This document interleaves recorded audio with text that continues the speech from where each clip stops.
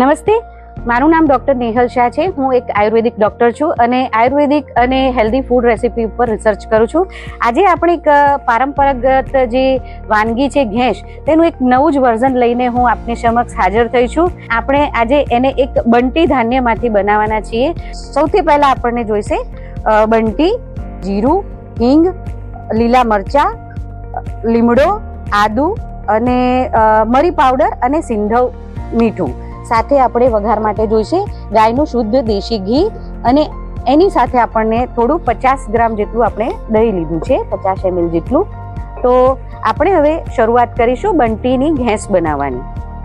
તો મેં અગાઉથી જ બંટી પલાળેલી રાખેલી છે 4 થી 5 કલાક, આપ જોઈ શકો છો.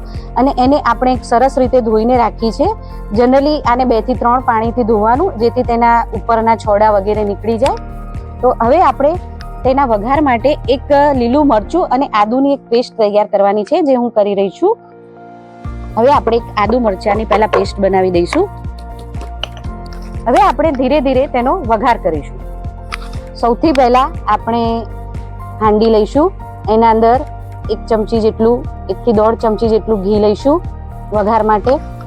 ઘી ગરમ થઈ ગયું છે તો એના અંદર સૌથી પહેલા હું જીરુંથી વઘાર કરીશ.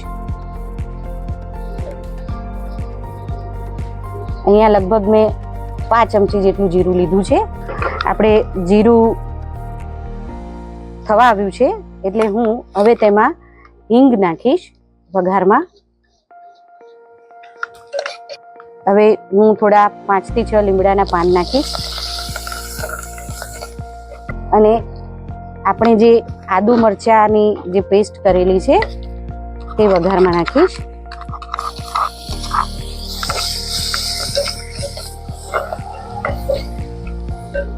વઘાર સરસ થઈ ગયો છે.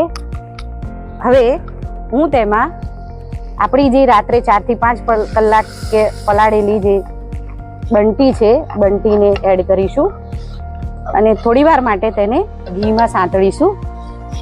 હવે ધારો કે તમે 1 વાડકી જેટલી બંટી લીધી હોય તો તેમાં 1 વાડકી જેટલું, 1 થી 1.5 વાડકી જેટલું પાણી એડ કરવાનું છે. અને પાણી એડ કર્યા બાદ થોડી વાર માટે એને થવા માટે મૂકવાનું છે.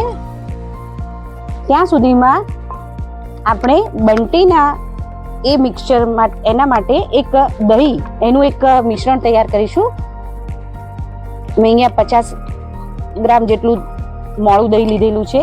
તમે ઈચ્છો તો ખાટી છાશ પણ લઈ શકો છો. તેમાં 1.5 વાડકી જેટલું પાણી લેવાનું છે. હવે આપણે તેને, હું એની એક છાશ બનાવી લઉં છું મથીને. થોડું સિંધવ મીઠું સ્વાદ અનુસાર એડ કરીશ અને મરી પાવડર એડ કરીશ. હવે હું એમાં ધીરે ધીરે છાશ એડ કરતી જઈશ. છાશ ઉમેરતા જવાનું છે અને થોડી વાર માટે એને હલાવવાનું છે અને ફરીથી તેને ઢાંકણ થોડું ઢાંકી અને ચડવા દેવાનું છે.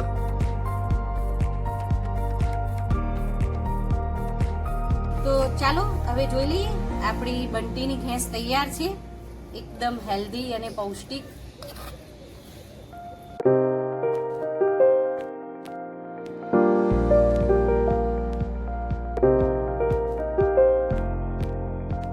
સૃષ્ટિ એક વિસરાતી પારંપરિક વાનગીઓ માટેનો એક બહુ જ પ્રોત્સાહન આપતી સંસ્થા છે.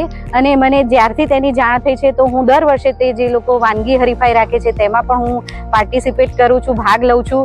અને તેના જે વિસરાતી વાનગીઓનો જે બહુ મોટો ફેર થાય છે તેમાં પણ ત્યાંથી ઘણા બધા ખેડૂતો આવે છે, ત્યાંથી ઘણા બધા જે વિસરાતા અનાજ છે કે જે પણ ખાદ્ય સામગ્રીઓ છે તે પણ હું ત્યાંથી ખરીદતી હોઉં છું. તો મિત્રો, આજે આપણે જાણીએ કે મેં બંટી ધાન્ય જ કેમ સિલેક્ટ કર્યું છે. તો બંટીમાં બહુ જ બધા ગુણો છે. એક તો તે ગ્લુટેન ફ્રી તરીકે તમે તેનો ઉપયોગ કરી શકો છો. અને જ્યારે આપણે એને છાશમાં મેળવીને બનાવીએ છીએ તો એક B12 સપ્લિમેન્ટ, જે આજનો બહુ મોટો પ્રોબ્લેમ છે કે ઘણા લોકોને બેક પેન થતા હોય છે અને સ્કિન ડિસીઝ થતા હોય છે.